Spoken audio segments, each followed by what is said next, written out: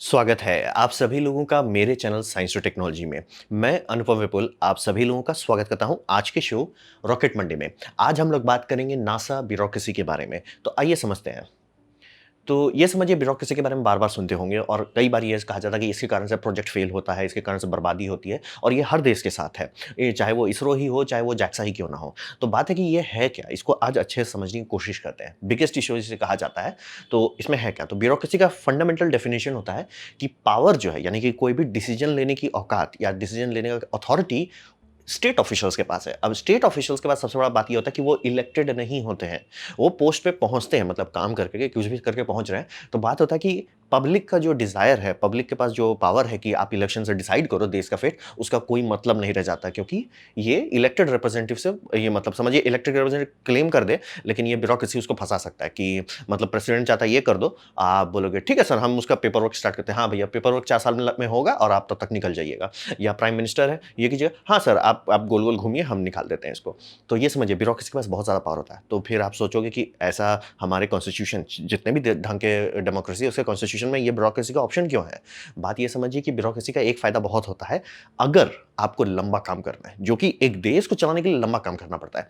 Election सबका होता है जिसे हम लोग कहते हैं टर्म यानी एक इलेक्शन से दूसरे इलेक्शन के बीच में आप कितना टाइम तक सुरक्षित रह सकते हैं। तो वो समझिए कि जैसे एग्ज़ाम्पल मानिए कि 4 साल की, आप 4 साल तक कीजिए। अब वहाँ पे अगर कोई इलेक्टिव ऑफिशियल्स आता है, तो उसको मान लिया कि उसके पास 1-2 कॉन्ट्रैक्ट्स आते हैं कि देखिए सर हम इस जगह के लिए मान लिया हमारे जगह पे ये हमारे स्टेट में ये हो रहा है या हमारे डिस्ट्रिक्ट में हो रहा है, हम आपके लिए एयरपोर्ट बनाएँगे। और दूसरा क्या बोलता है हम आपके लिए पार्क बनाएँगे। पार्क बोलता है सर हमारा 2 साल में बन जाएगा। एयरपोर्ट बोलता है सर हमारा 9 साल लगेगा। अब एयरपोर्ट से बहुत ज़्यादा फ़ायदा होगा, लेकिन वो बंदा वहाँ रहेगा नहीं उसको चेक करने के लिए। और ये आप लोग कई बार देखते होंगे एक प्रोजेक्ट को मान लीजिए एक्स पार्टी उसे स्टार्ट करवाया और वाई पार्टी आ गई, तो फिर एक्स पार्टी ही उस प्रोजेक्ट को स्लो करवाने लगता है। क्यों? ताकि वाई के टाइम में कंप्लीट ना हो, क्योंकि तब वाई लोग क्रेडिट उठा लेगा। तो समझे? लंबा प्रोजेक्ट कभी नहीं होने देगा, अगर ब्यूरोक्रेसी नहीं हो तो। और जैसे बहुत सारा चीज़ बहुत लंबा होता है, जैसे रोड सब हो गया, रेलवे हो गया, बहुत सारा चीज़ जो नींव वाली चीज़ है, जिसको दशकों तक चलाना है, जब तक देश जिंदा रहेगा तब तक चलाना है, वो सब सिर्फ ब्यूरोक्रेसी संभाल सकता है। जैसे बिजली विभाग हो गया, वो चलता रहे, सर आप आओ चले जाओ हमें कोई फ़र्क नहीं पड़ता, हमारा काम है देश को बिजली देना, वो हम करेंगे। कैसे करते हैं वो हम सलटाएँगे। तो ब्यूरोक्रेसी का फ़ायदा है, ये बात समझना बेहद ज़रूरी है। ख़ास तौर पे जब लंबा प्रोजेक्ट्स आप करना चाहते हैं। लेकिन things get out of hand, मतलब लोग भावनाओं में बह जाते हैं, देश तबाही में चला जाता है, अगर उसमें 2 चीज़ मिसिंग हो जाए। पहला ट्रांसपेरेंसी खत्म हो जाए, दूसरा lack of clear goal. Transparency बहुत ज़रूरत है कि जैसे गवर्नमेंट कोई काम कर रहा है, जैसे कि मान लीजिए अगर गवर्नमेंट को ये ओपनली बताना पड़ रहा है, जैसे कि हमारे यहाँ एयरपोर्ट बन रहा है, मैं फिज़िकल बात कर रहा हूँ। वो एयरपोर्ट बन चुका है, फिज़िकल बन चुका है, आराम से उस पे प्लेन उतारा जा सब चीज़ हो चुका है, एयर ट्रैफिक कंट्रोल बन चुका है, बैगेज हैंडलिंग बन चुका है, बिल्डिंग्स बन चुके हैं, टर्मिनल बन चुके हैं, सब चीज़ हो गया, बम-बम। नहीं हो रहा है। क्यों नहीं हो रहा है? नहीं हो रहा है जी।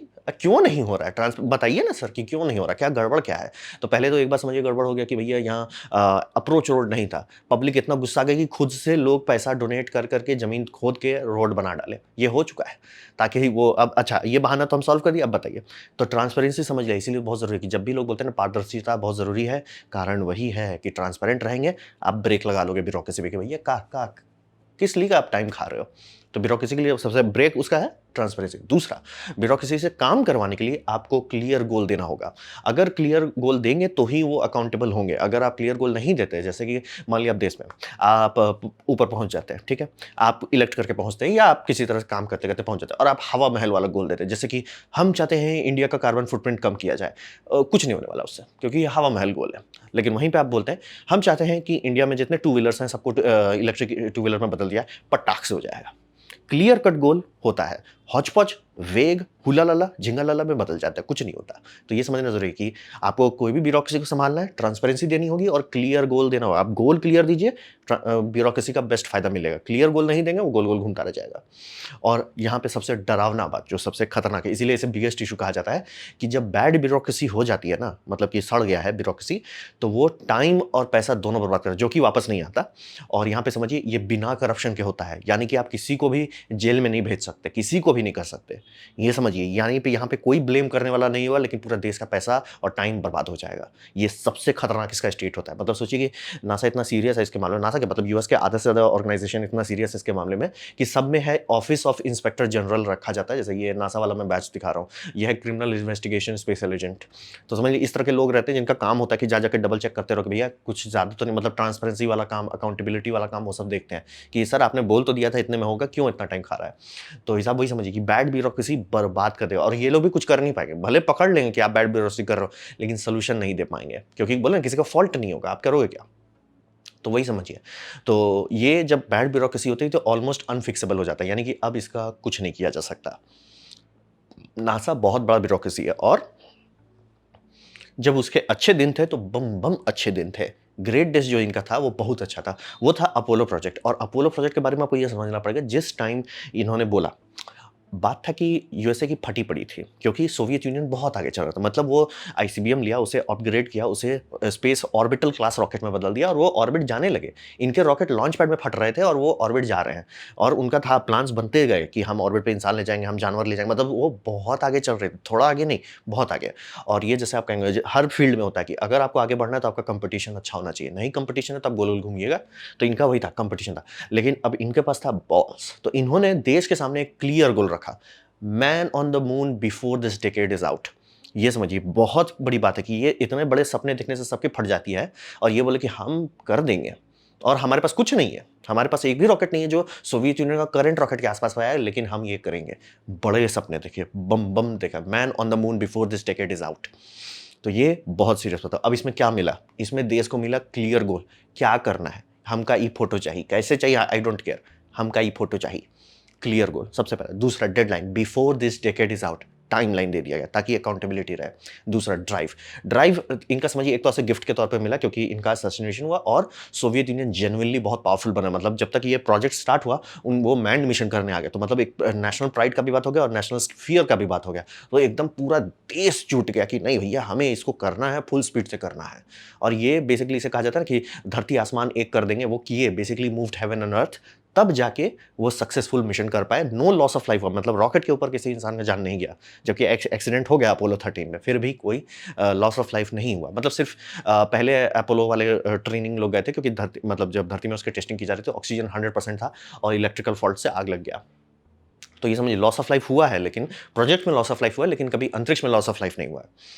और इससे पूरा देश को अपग्रेड कर डाले। जैसे गेम सब में खेलते हैं कि ये अचीव कर लो तो सारा चीज़ अनलॉक हो जाता है, ये वैसा ही कर दिया। आप सुनने को बहुत सुनते होंगे कि जैसे फिनलैंड का एजुकेशन बहुत बढ़िया है, यूरोप में ये बढ़िया है, इंडिया में ये बढ़िया है, चाइना में ये बढ़िया है, जापान में ये बढ़िया है। तो भूतनी के सबकी सब कंपनी आपको यूएस से क्यों आती है। हिसाब वही है कि ये प्रोजेक्ट जो था अपोलो से, इससे इतने स्पिन ऑफ निकले ना कि बाकी सारे देश 50 साल भी लगा देंगे तो भी उसके आधा भी नहीं पहुंचेंगे। ये मतलब पैसा सब लोग कहते हैं, "वो बहुत बिलियंस जला दिया", ना जी ना। फ्री का वो देश को अपग्रेड कर दिया, फ्री का, चिल्लड़ छुट्टे में। अरे 2-3 ट्रिलियन डालो, कोई फर्क नहीं पड़ता, हम 500-700 ट्रिलियन का इंडस्ट्री बना देंगे। हम उस लेवल पर पहुंच जाएंगे जहां पे दूसरे पहुंच नहीं सकते। तो सोचिए सोवियत यूनियन साफ हो गया, ये टिक गए। तो बात वही समझिए कि पैसा हमें लगता है बहुत ज़्यादा लगा, लेकिन जो देश को गिफ्ट मिला उसके बदले वो फ्री था। सिर्फ आप 5-6 रुपया खर्च करो, हम आपको 500 करोड़ देंगे। ये इतना बड़ा बात है, ये नासा का पीक अचीवमेंट था। और उसके बाद हो गया इनको लूज मोशन, बहुत ज़्यादा खराब हो गया लूज मोशन। जैसे बड़े बड़े प्रोजेक्ट्स का एग्जांपल दे देता हूँ। सबसे बड़ा लूज मोशन है इनका जेम्स वेब टेलीस्कोप, क्योंकि इसे 1998 में, यानी कि हबल जब हो गया कंप्लीट, जब काम करने लगा तो हो गया कि ठीक है आप दूसरा टेलीस्कोप का काम, बोले हबल चलना स्टार्ट ही हुआ और आप दूसरा बात कर रहे हैं। हमेशा ऐसा ही किया जाता है, क्योंकि उनको पता है बनाने में टाइम लगेगा। तो बात होता है कि जब तक हबल रिटायर हो उससे पहले इसे डिप्लॉय कर दिया जाएगा। तो 1998 में स्टार्ट किया गया, बजटिंग की गई 1 बिलियन, पहले तो था 500 मिलियन, लेकिन बाद में समझा नहीं थोड़ा ज़्यादा लगेगा, तो 1 बिलियन का किया गया। और लॉन्च टारगेट था 2007 में। अब आप बोलोगे भैया ये तो पैसा तो बहुत खाया, हाँ 10 बिलियन खा चुका है, और 15 ईयर्स डिले चल रहा था। तो ये बहुत खराब बात है नासा के लिए कि इतना गंदा तरीके से आप टाइम भी खाए और पैसा भी बर्बाद किया। अब आप बोलोगे नहीं ये one of the most important blah blah blah, ऐसा कुछ नहीं होता है। ये समझना बेहद ज़रूरी है क्योंकि ये वन पॉइंट ऑफ फेलियर है। यानी कि मान लीजिए जिस टाइम इसे लॉन्च किया गया था, रॉकेट बूम हो जाता तब। क्योंकि आप लोग अगर नासा का पुराना हिस्ट्री देखेंगे, उसमें बहुत सारे मिशंस के डुप्लीकेट रखे गए थे, जैसे कि वॉयेजर ए और बी है। कारण क्या है?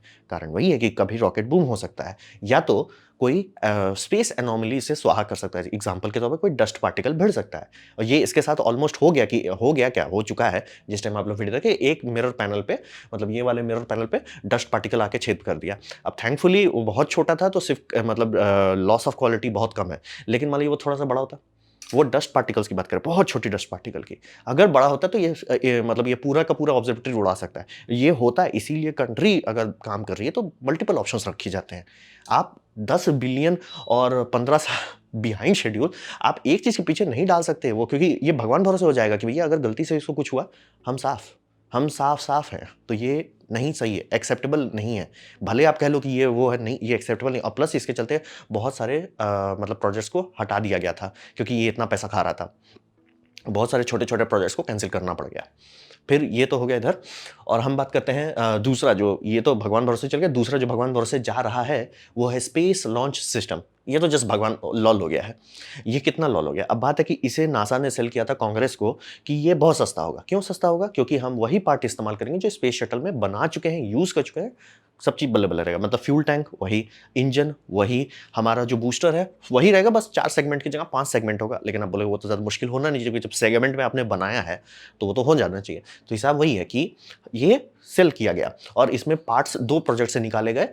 स्पेस शटल से निकाला गया और कॉन्स्टलेशन से। मतलब समझिए कॉन्स्टलेशन पहला कैंसिल प्रोजेक्ट है, जो स्पेस शटल के बाद आना था वो कैंसिल कर दिया गया। ओबामा के टाइम में उसे कैंसिल किया गया था, भैया आप बहुत पैसा खा रहे हो और कुछ नहीं दिखा रहे हो, तो उसे कैंसिल किया गया। तो दोनों का मतलब research, development, pipeline, production, tools, सब चीज़ होने के बाद भी ये भगवान भरोसे ही चल रहा है। और मतलब समझिए 2009 से नासा पे बहुत ढंग से ध्यान दिया जा रहा है उसके पैसे पे, और बार बार हर कुछ साल में रिपोर्ट निकाला जाता है नासा का परफॉर्मेंस कैसा है। तो हिसाब ये है कि जितने इनके मेजर प्रोजेक्ट है, मैं बात नहीं कर रहा हूँ ये बड़े बड़े प्रोजेक्ट्स की, मैं बात कर रहा हूँ छोटे छोटे सैटेलाइट्स के भी प्रोजेक्ट, जो भी थोड़ा सा भी बड़ा है वो सब बिहाइंड शेड्यूल और ओवर बजट चल रहा है। ये अच्छी बात नहीं है। इसका सीधा मतलब था कि आपको ना तो बजटिंग नहीं आती है, या तो आपको साइंस का नॉलेज नहीं है। क्योंकि आप मुंह खोल के सैटेलाइट में नहीं बोल सकते कि अरे सर ये सैटेलाइट हम बनाने का सोच रहे थे, ये 5 मिलियन में बनेगा सर, ये 6 मिलियन खा गया। भाई तो तुम्हारा मैथमेटिक्स इतना खराब कैसे है? मतलब 1-2 बार होता है, 1-2 फ्लैगशिप प्रोजेक्ट में समझ में आता है।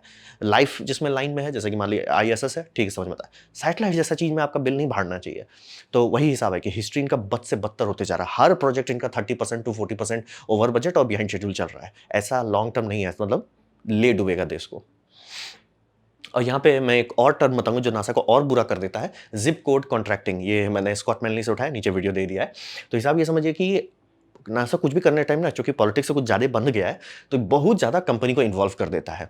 मतलब ब्रेक नहीं लगाता, मतलब 500-600 कंपनी तक को ये एक एक प्रोजेक्ट के अंदर डालने की कोशिश करता है। तो हिसाब ये रहता है कि इसका आउटपुट क्या हुआ। आउटपुट ये हुआ कि $420 मिलियन स्वाहा कर चुके हैं, और नासा के पास अभी भी एक भी स्पेस सूट नहीं है।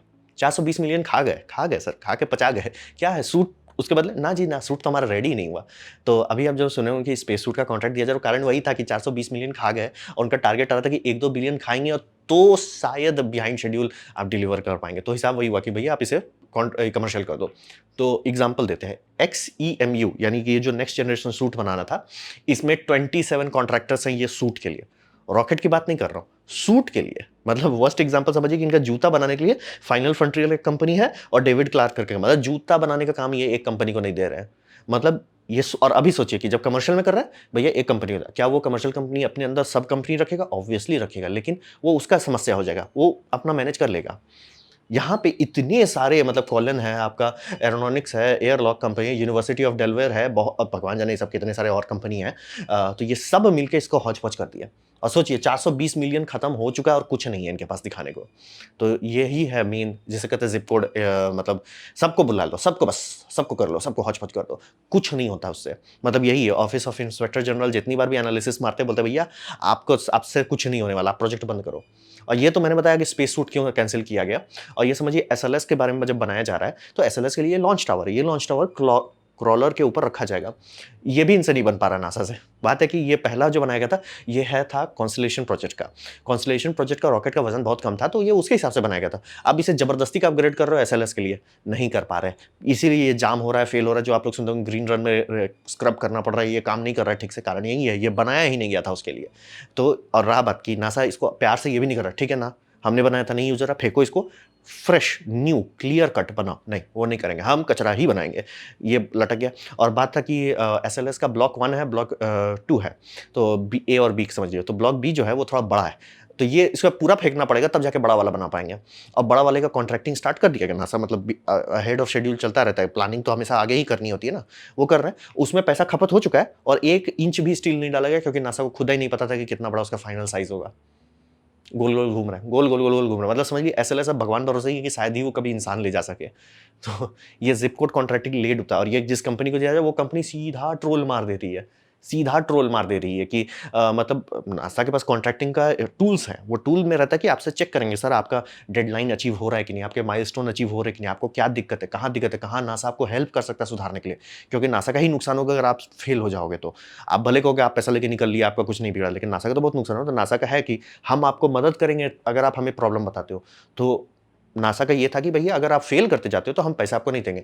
इसके केस में फेल हो रहे हैं तो भी पैसा दे रहे हैं, मतलब नासा अपना ही रूल नहीं फॉलो कर रहा है। यही था इंस्पेक्टर जनरल का मेन एनालिसिस कि भैया नासा खुद का ही रूल नहीं फॉलो कर रहा है कि अगर कॉन्ट्रैक्टर नहीं परफॉर्म कर पा रहा है सर आपसे ना हो पावे, ये नहीं कर रहा है नासा।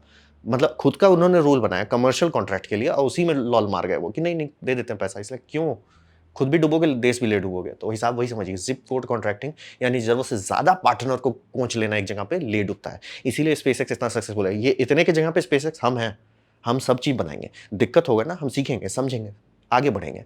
अब वो आगे बढ़ गए, बाकी नासा गोल गोल घूमता रह गया। तो यहाँ तक तो हमने प्रॉब्लम बताया, और प्रॉब्लम गंभीर है और हर कोई देख रहा है समझ रहा है, सबको पता है कि भैया ये तो ले डूबेगा ही, हो गया है। तो सोल्यूशन क्या है? तो हिसाब ये समझिए कि काफ़ी जगह पे लोगों का कहना है कि नासा अब जा चुका है, मतलब जो नासा अपोलो के टाइम था वो खत्म, मतलब हो गया, इसका पॉलिटिक्स ने इसकी ले लिया है। तो यहाँ पे क्या किया जा सकता है? तो यहाँ पे सबसे पहला इनको चाहिए अकाउंटेबिलिटी और ट्रांसपेरेंसी, यानी कि अगर आप कॉन्ट्रैक्ट क्लेम कर रहे हो कि 800 मतलब $400 मिलियन में बनना चाहिए, तो आप 400 मिलियन उस कॉन्ट्रैक्टर को कैसे अवार्ड कर दिए जिसने अभी तक काम कंप्लीट ही नहीं किया, काम कंप्लीट छोड़ दो, काम स्टार्ट नहीं किया, कैसे हो गया ये? तो मतलब उसके लिए अकाउंटेबिलिटी बढ़ानी पड़ेगी। ट्रांसपेरेंसी, ये आप लोग हुचुचुचुचुलुलु क्या कर रहे हैं हर चीज़ में, मतलब कि जैसे लिटरली ये एसएलएस के टावर में कॉन्ट्रैक्ट में आए, मैंने नीचे वीडियो डिटेल वाला दे दिया कि कॉन्ट्रैक्टर जो है, कॉन्ट्रैक्टर को टूल्स फॉलो करने होता है कि ये टूल्स आप फॉलो करो ताकि नासा को पता चलता रहे कि कैसे प्रोजेक्ट बन रहा है, कहाँ दिक्कत हो रहा है, क्या सॉल्व हो रहा है, क्या नहीं हो रहा है। मतलब समझिए एक तरह से ट्रांसपेरेंसी रहती है। वो कंपनी वाला हम नहीं करेंगे और नासा तब भी उसको कॉन्ट्रैक्ट दे दिया, इसलिए व्हाट द हेल, नहीं करोगे ठीक है सर आप निकलो, आप निकलो, ये क्या बात हो गया? तो वही है, ये सुधारना पड़ेगा। और हिसाब है कि मल्टीपल ऑप्शन हर हालत में चाहिए, तभी कंपटीशन रहेगा, तभी रिडंडेंसी रहेगा। कंपटीशन दाम को घटाए रखता है, रिडंडेंसी देश को बचाए रखता है कि मान लीजिए अगर वो स्पेस शटल लटका, कुछ दूसरा संभाल लेता है उसकी जगह पे। जैसे कि अभी कोशिश की जा रही है कि क्रू ड्रैगन रहे और साथ में आपका स्टार लाइनर रहे, स्टार लाइनर या ड्रीम लाइनर, हाँ ड्रीम लाइनर रहे, तो मतलब अगर ये क्रू लटके तो ड्रीम लाइनर संभाले, ड्रीम लाइनर लटके तो ये संभाले, तो मतलब यही समझिए। और दोनों ज़्यादा से ज़्यादा चार्ज नहीं करेगा क्योंकि जो सस्ता होगा वो सीधे बोलेगा उसको नासा और बुक कर लेगा। तो कंपटीशन और रिडंडेंसी चाहिए, इसीलिए मल्टीपल ऑप्शन हर हालत में करना चाहिए। तो हिसाब वही समझिए, रूल जितने नासा खुद से सेट करता है उसको फॉलो करना पड़ेगा और बजट पे थोड़ा ब्रेक लगाना पड़ेगा, क्योंकि ये बार बार ऐसा नहीं क्लेम कर सकते कि हाँ हमने स्टार्ट किया था और ये हो गया, क्योंकि तब ये मतलब होता है कि आपको बजटिंग आती नहीं है, आप सैटेलाइट ही बनाते हो, आपका यही काम है सैटेलाइट बनाना, तो आप सैटेलाइट बनाने में आप बजटिंग क्यों नहीं कर पा रहे हो? ये जैसे वही बात हो गया कि कॉन्ट्रैक्टर आपको बोलता है सर मैंने ये बिल्डिंग बनाने को 5 करोड़ लगा, आप बोलोगे ठीक है मैं 5 करोड़ देता हूँ, बोलता है नहीं सर जी 50 करोड़ लग जाएगा, इसलिए आप सीधे वो कॉन्ट्रैक्टर को हटा दोगे, भैया तुमसे नहीं हो पाएगा, क्योंकि आप शुरू में मांग लो मैं समझ जाऊंगा, नहीं मांग रहे हो, ये जो घसीट रहे हो सही बात नहीं है। तो हिसाब टोटल घूम फिर के 100 बात की एक बात यह है कि कमर्शियल ही इनको बचा सकता है और कुछ नहीं है। जैसे इनको प्यार से अपना सारा चीज़ हटाना पड़ेगा, जैसे कि मतलब 100 लोग को खुश करने की कोशिश करे, सबके सब इनको ले डूबे, अब इनको सबको छोड़ देना कि भैया ठीक है सर आपका हो गया सर। जैसे कि अभी इलेक्ट्रॉन लैब को सपोर्ट कर रहे हैं, स्पेसएक्स तो बम बम चल ही रहा है, क्रू ड्रैगन भी है, ऐसे ही से करके खूब सारे और कॉन्ट्रैक्टर, जैसे अभी नासा एस्ट्रा स्पेस को सपोर्ट कर रहा है, जबकि उसका मतलब एस्ट्रा का बार बार रॉकेट फूट रहा है, नासा का 2 सैटेलाइट भी ले डूबा, लेकिन सपोर्ट कर रहा है ताकि कंपटीशन और रिडंडेंसी रहे, ताकि इलेक्ट्रॉन अब जब जब मन हो ज़्यादा दाम ना बढ़ा सके। तो वही समझिए, कोशिश कर रहे हैं और नासा को यही करना ही पड़ेगा, उनको अपना हाथ धोना ही पड़ेगा सबको, और कॉन्ट्रैक्ट्स किए जाएंगे और सीधा-सीधा रूल्स फॉलो किए जाएंगे कि आपको सर हमने 2 बिलियन में ये बनाने को कहा था। आप 2 बिलियन से मतलब लॉ है कि 30% से ज़्यादा होगा तब आप कांग्रेस को बताइए। अगर आप 30 को क्रॉस कर रहे हैं, क्यों क्रॉस कर रहे हैं सर? और सीधे इनको कैंसल करना होगा प्रोजेक्ट। ऐसा नहीं कर सकते कि आप मतलब 20 साल का एक देश का मेहनत को एक जगह पे रख दो और गलती से अगर कोई पत्थर उस पे भिड़ गया, स्वाहा। ये नहीं चल सकता। बहुत सारे ऑप्शंस होने चाहिए, कॉस्ट कम्पिटिटिव होना चाहिए, तभी देश आगे बढ़ पाएगा। तो ये सॉल्यूशन यही है इसका। घूम फिर के 100 बात की सीधी बात, इनको अपना मतलब अपना जो रूल है अब उसी को फॉलो करना है और कमर्शियल कुछ करना है, मतलब अपना हाथ इनको हटाते जाना है हर चीज़ से कि भैया हमने ट्राई किया इतने सारे देश के कॉन्ट्रैक्टर को संभालने का, सब ले डूबे हमें, अब हम सबके हाथ धो लेते हैं, भैया हमसे ना हो पावे। कमर्शियल इनको जाना ही पड़ेगा और एक-एक करके जा रहे हैं। स्पेस सूट में जो कमर्शियल आना, ये बहुत रीसेंट डेवलपमेंट था, तो वो होना बहुत अच्छी बात है कि यानी कि हम हाथ धोना शुरू कर रहे हैं नासा अब, कि भैया हमसे नहीं होगा, हम हाथ धो लेते हैं। तो यही उनको बचा सकता है, नहीं तो इतना स्पीड से ये पैसा वर्क करें, कल को मतलब नासा का ही बजट कट होने लग जाएगा। तो ये था मेरा प्रेजेंटेशन नासा का ब्यूरोक्रेसी के बारे में। उम्मीद करता हूँ आपको अच्छा लगा, कुछ सीखने मिला, कुछ समझ में आया हो। अगर ऐसा है, लाइक कर दे, दोस्तों शेयर कर दे, उससे मेरा काफ़ी भला होगा। नहीं अच्छा लगा, नहीं पसंद आया, कोई बात नहीं, आप डिसलाइक दबा सकते हैं। मैं कहूँगा डिसलाइक 2 बार दबाएँ, उससे मुझे पता चलेगा कितना नापसंद है। मैं आपसे कहूँगा कि कमेंट लिखें, मैं हर कमेंट को पढ़ने की कोशिश करता हूँ। आपसे कहूँगा सब्सक्राइब कीजिए, बेल दबाइए अगर आप फ्री हैं तो। आपने मेरा वीडियो देखा, जान के मुझे बहुत खुशी हुई। धन्यवाद।